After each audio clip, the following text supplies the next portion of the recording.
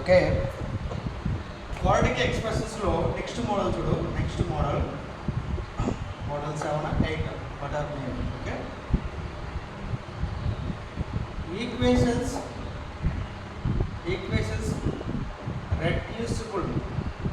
reducible to quadratic equation.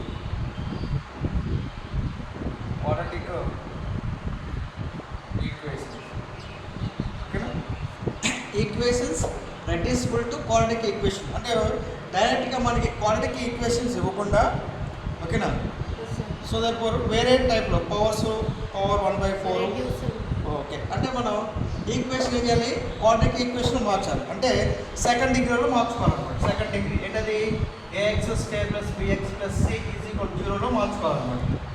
అంటే మనకి quadratic equation ఇస్తాడా, ఓన్లీ ఈక్వేషన్ మాత్రం ఇస్తాడు, దాన్ని క్వాడ్రాటిక్ ఈక్వేషన్లో మార్చుకోవాలన్నమాట. ఓకేనా, ఫస్ట్ క్వశ్చన్ చూద్దాం. Solve x⁴ + x⁴ 1/3 - 2 = 0. Okay, solve x⁴ 2/3 + x⁴ 1/3 - 2 = 0. ఇది క్వాడ్రాటిక్ ఈక్వేషనా కాదు కదా, అంటే x పవర్స్ ఉండకూడదు. అంటే అది x పవర్ అనేది ఇక్కడ మనకి ఏముండాలి,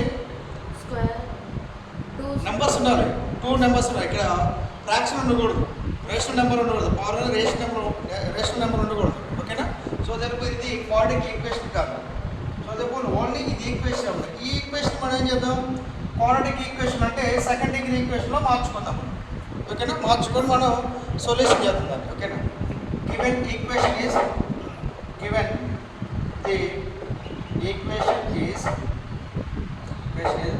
x⁴ 2/3 + x⁴ 1/3 - 2 = 0.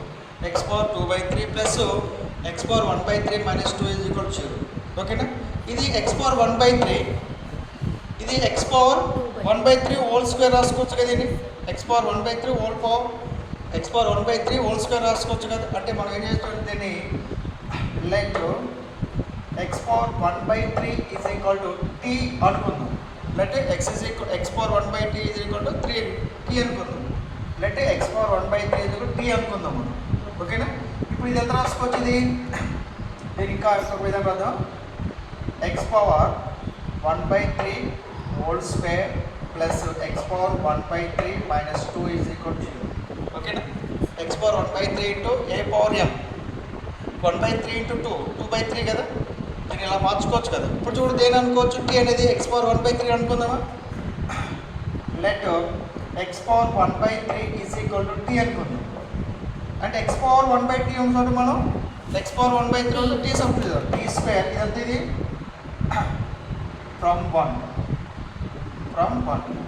x⁴ 1/3 అంటే t² ప్లస్ x⁴ 1/3 అంటే t - 2 = 0. ఇది క్వాడ్రాటిక్ ఈక్వేషన్ కదా. ఇన్ టర్మ్స్ ఆఫ్ టీలో t² + t - 2 = 0. ఇది క్వాడ్రాటిక్ ఈక్వేషన్. అంటే x⁴ 2/3 ఉన్నదాన్ని మనం t² మార్చుకోండి. t² అంటే క్వాడ్రాటిక్ ఈక్వేషన్లో మార్చుకోండి. ఓకేనా, క్వాడ్రాటిక్ ఈక్వేషన్ అంటే x టర్మ్స్లో ఉండవసరం లేదు, ఏ టర్మ్స్లో ఉండవచ్చు. t² + t - 2 = 0. It is a quadratic equation. Quadratic equation కాబట్టి ఇట్ ఈస్ ఏ